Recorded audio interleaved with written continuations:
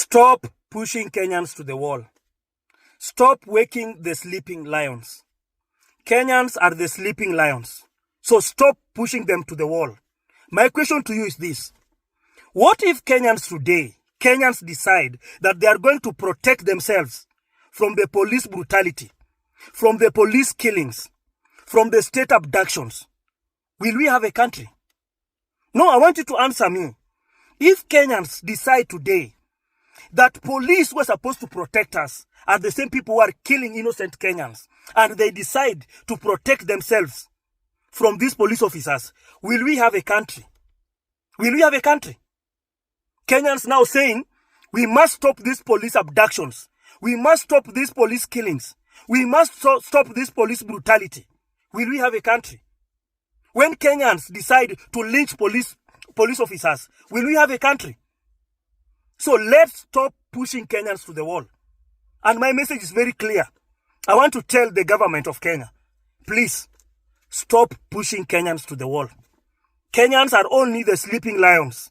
If you push them to the wall and they decide to wake up and they decide to take their powers back, will we have a country? Because we have a country to protect. Stop this nonsense of police brutality. Stop this nonsense of police killings. Stop this nonsense of state abductions. Stop this nonsense. We have the rule of law. And that's the reason why you see many Kenyans decide to follow the rule of law. Or if not that, they could not have seen police officer shooting someone and then they let him go. It's only that they know that the law will take its course. That's the reason why you see many people hawataki kuchukua sheria mkononi.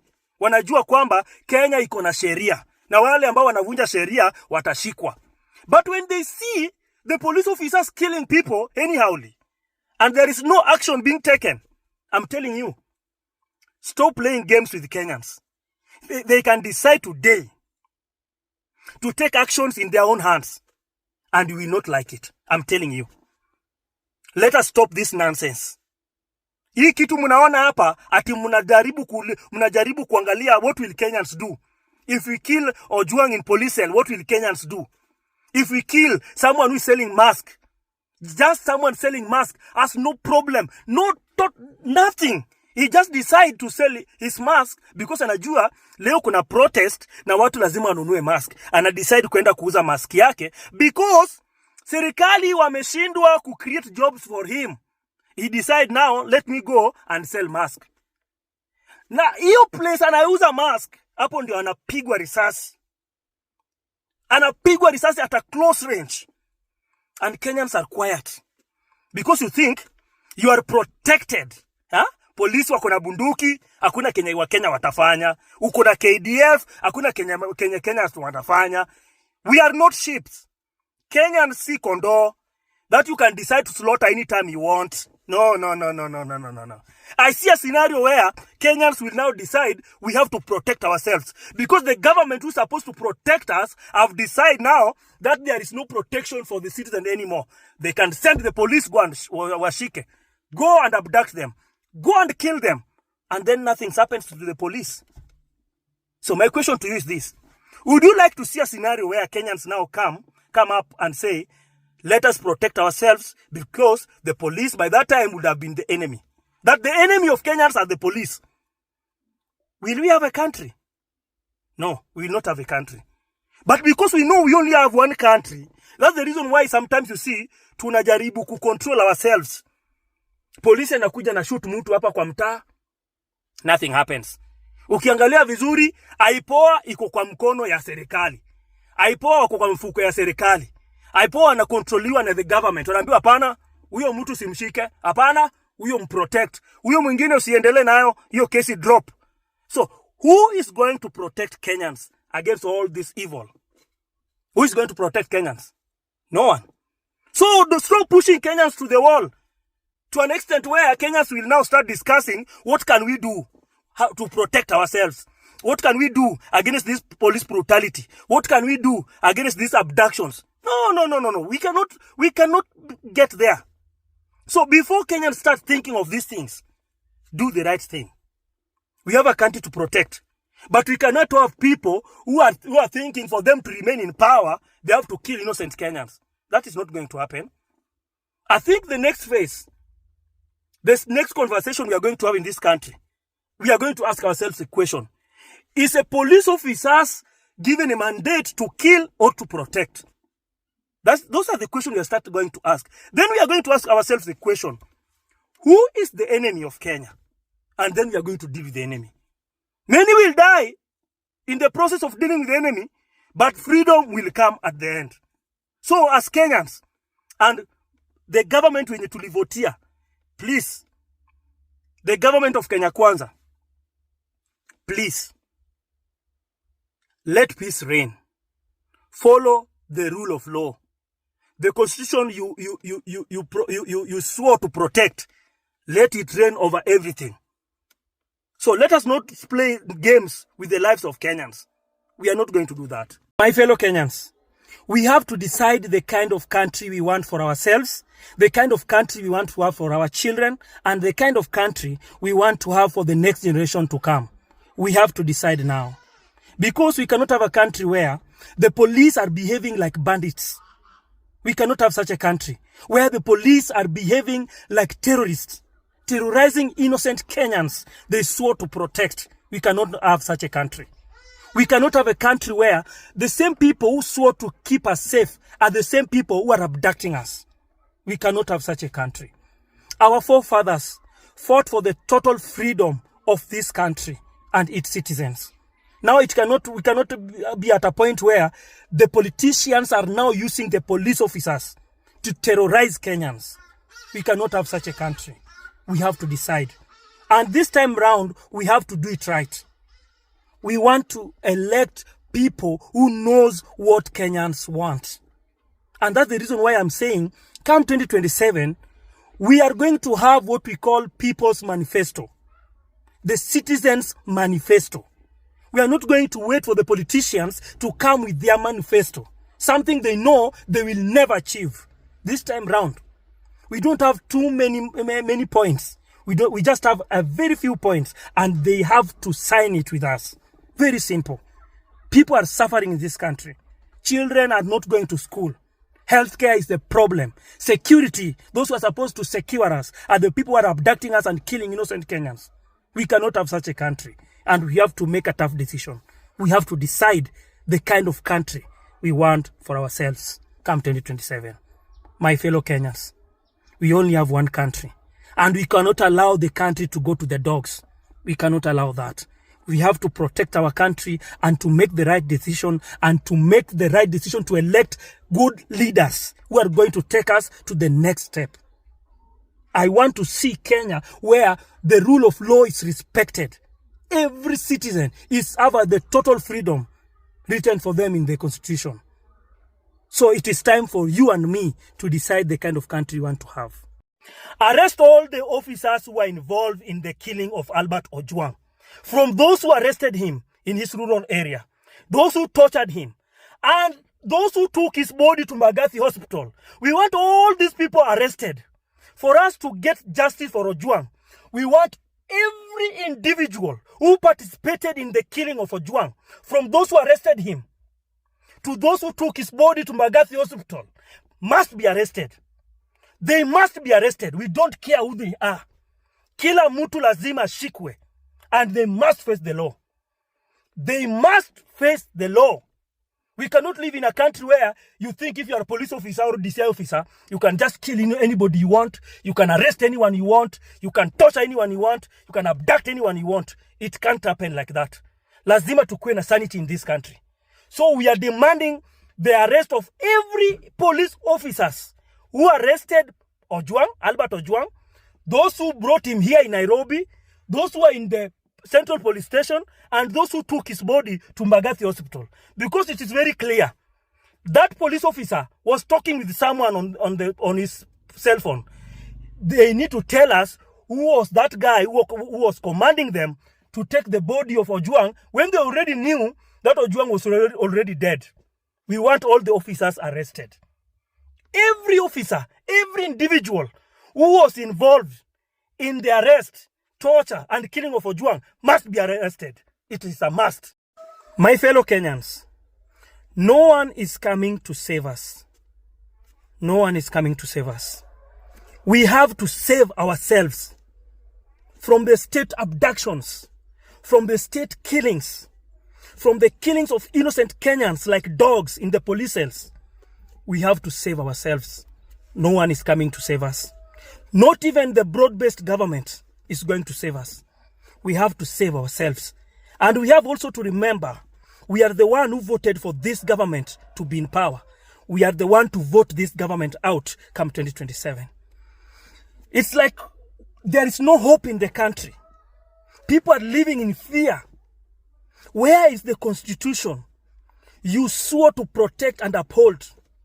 Where is the rule of law in this country?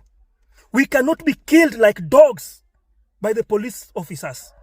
We cannot be tortured by the police officers. We cannot be abducted by the state.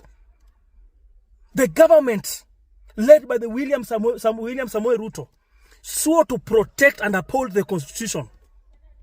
What is happening in this country now? What is it that is happening in this country?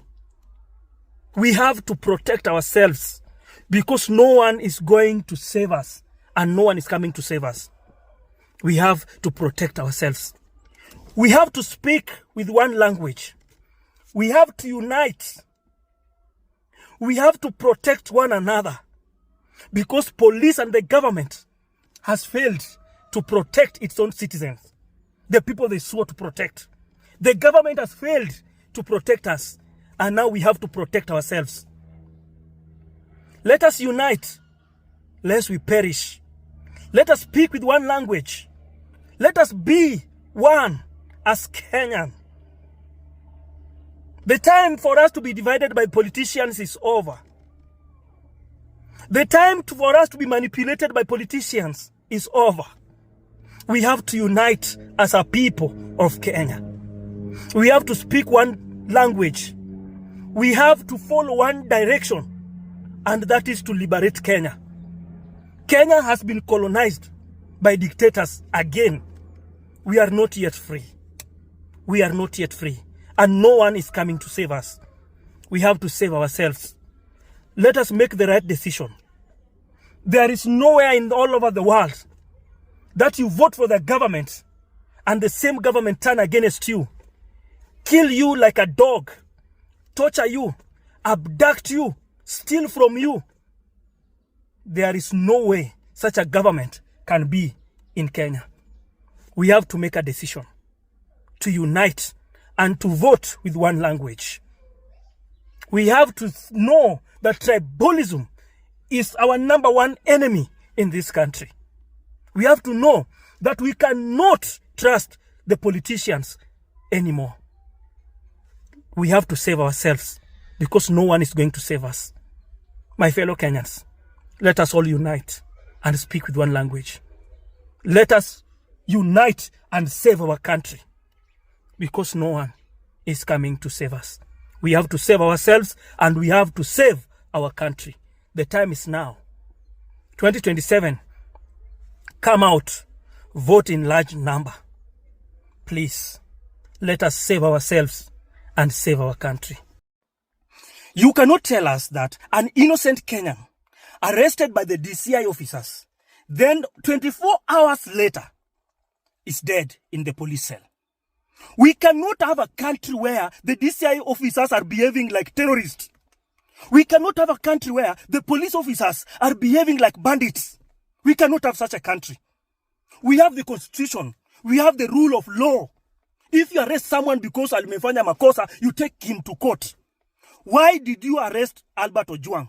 Makosa yake ilikuwa gani? We want to know. Nani alitoa DCI officers from Nairobi to go and arrest Albert Ojang in his rural area? We want to know. The complainant ni nani? Na makosa ya Albert ni gani? We want to know. We cannot have such a country. We cannot have such a country where I live in fear because of the DCI officers. We cannot have a country where the people who are supposed to protect me are the same people who are arresting me and killing me in the police cell. We cannot have such a country. We have to decide, and I told you as Kenyans, we have to decide the kind of country we want to live in. We cannot have these police officers and DCI officers behaving like bandits. Ati, DCI officers are the ones deciding who lives and who dies. Since when? Which part of the constitution giving the DCI officers the mandate that they are the one to decide who is going to live and who is going to die? I want to know. I want to know. This is very serious. We cannot live in fear in our own country. We cannot have the clueless DCI officers, people who have not gone through training, enough training, coming out, arresting innocent Kenyans, then killing them in the police cell. We cannot have such police officers. We cannot have such officers in this country. We cannot have such officers. The time has come, we call these people out. We want to know the names of the DCI officers who went to arrest Albert Ojwang in his rural area. We want to know. You cannot tell us that Albert Ojwang alikuwa anajipiga ukuta, alikuwa anajipiga ukuta. Kwenda alikuwa mwenda wazimu. Mlipoenda mkwenda kumshika, alikuwa mwenda wazimu. Aanze kujigonga kwa ukuta.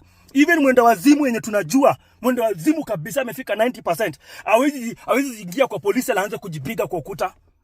There is something that the government of William Samoei Ruto must tell Kenyans. How can innocent Kenyan die in a police cell? How? The people who are supposed to protect Kenyans are the same people who are arresting them, not telling Kenyans makosa yake ni gani, then killing him in the police cell. We cannot have such a country. The time has come that we Kenyans must be hungry enough to demand for answers. We must be given answers. We cannot have a country where at DCI officers ndio wana decide huyu ataishi, huyu atakufa kesho, huyu tutamshika lini, huyu atafanya. We cannot have such a country. We have the rule of law. We have the rule of law in this country. And personally, as Minister, I cannot live in fear in my own country. Because of a DCI officer. Arresting you, 24 hours later, you are dead. We want to know the kind of torture they were torturing this Ojwang guy from his rural home mpaka fika hapa Nairobi. What was they doing for him? What was they doing for him? We must have the names printed out that the police officers were 4, 5, they were 3, and these are their names. These are the people who arrested Ojwang in his rural area. In the police cell, these are the people who are torturing him. We want to know. If you are not arrested, because maybe your name, where you come from, is the same where the president is coming from. So they will not arrest you. They will protect you. But I want to tell you this. Your days are numbered. Your days are numbered. From those who killed Genz, from those who killed people and dumped them in quarry, dumped them in our rivers, from those who killed innocent people in last year protest, innocent young Kenyans, your days are numbered. You can be protected by the government of William Ruto now. But come 2027, after we are done with William Ruto, we will come for you. You will rot in jail, you piece of shit. You have been given the mandate to protect innocent Kenyans, to protect Kenyans na their properties. But wewe now you take advantage. Because wewe umwambiwa unaitwa polisi, wewe unasema ambia watu you know I'm a DCI officer. Now you can arrest anyone, you can kill them anytime you want, you can do whatever you want because wewe unaitwa DCI officer. We cannot have such a country. We have the rule of law. And I'm not afraid to call you out for killing innocent soul, innocent Kenyan, the person who was supposed to be protected at all costs. We want to know makosa ya Albert Ojwang ilikuwa gani. Kwa nini you killed Albert Ojwang? Who ordered you to go and arrest him? And who is the complainant? We want to know. We cannot live like this. We cannot live in a country where the police have the mandate to decide nani anaishi na nani anakufa. Hawezi kuwa na inchi la kama hiyo. We cannot have such a country. We cannot have such a country. I will call you out if there is no one who will call you out because they are afraid. Let me tell you. Human beings only lives once. Hata we mwenyewe mwenye umeua Ojwang, Albert Ojwang, you will one day die. And you will die a very painful death. But before you die, you must rot in jail. You must rot in jail. We want the names so that your process ikiendelea. I don't want to see this IPOA shit thing. I don't want. IPOA wao wanaendianga wale watu ambao wa protect you na serikali. Once they are being protected by the government, IPOA hawezi waendea. So we most likely we will not get justice for Albert Ojwang. Most likely we will not get justice for Albert Ojwang. But wait. We are recording what is happening in this country. Once we are done with William Ruto, we will go one by one, case after case, For those police officers and DCI officers and NIS officers and KDF officers who were out in June last year, 2024, and killed innocent Kenyans, and these ones now who have killed Albert Ojang, we will come for you. We cannot live in such a country where you think you are above the law. You are not above the law because you are a police officer. You are not above the law because you are a DCI officer. You are not above the law because you are a KDF officer. You are not above the law because you are the president.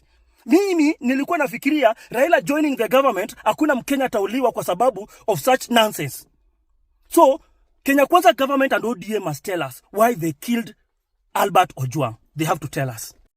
I don't know about you guys, but as for me, any content that is not related to what is happening in my country right now, I'm scrolling past it. In solidarity for those young soldiers who have been on the battle for justice, I just, my guilt, my Kenyan guilt cannot allow me to just be comfortable in watching other content. I feel like, right now we have to be on the know of what is happening in our country from time to time. I don't know about you, but as for me, that's how I feel. Thank you. A man joins politics in 1992. There's bloodshed. He joins the parliament in 1997. Bloodshed. He's a major party in 2007, 2008. Bloodshed. His party's re-election is contested in 2018. Bloodshed. He becomes president in 2024. Blood spills on our streets every damn day. And the perfect example, there is no even perfect example, because what happened today was just crazy work, to be honest. And then the speech following after that, I don't know, man.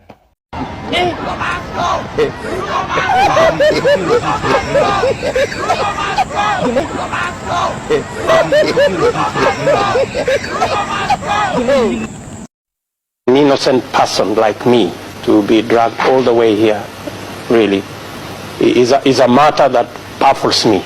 To me, the allegations that have been made here sounds to me like they can only be possible in a movie. Hi Kenyans, mi sina maneno mingi. All I want to say is Ruto must go, like yesterday. Bye. Enyewe, Ruto must go. Enyewe, Ruto must go. By the way, Ruto must go. Enyewe, Ruto must go. Wash fire, Ruto must go.